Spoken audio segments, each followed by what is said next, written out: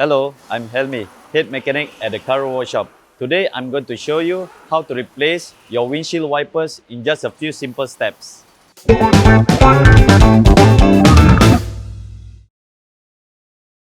We all know what the wipers are for, to let you see clearly while driving in rain. But sometimes when the wipers are old, they can leave your windshield with streak marks, or there will be screeching sounds whenever you use them.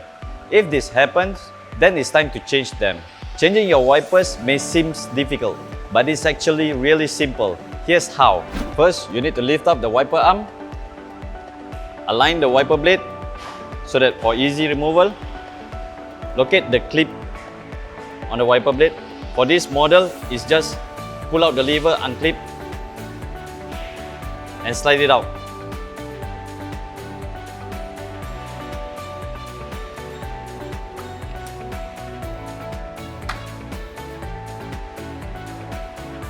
Align the wiper arm together onto the clip and just clip it on, slide it up.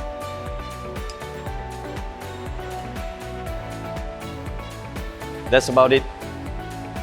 If you need help with any car repairs, do come visit us at Sin Ming Auto City.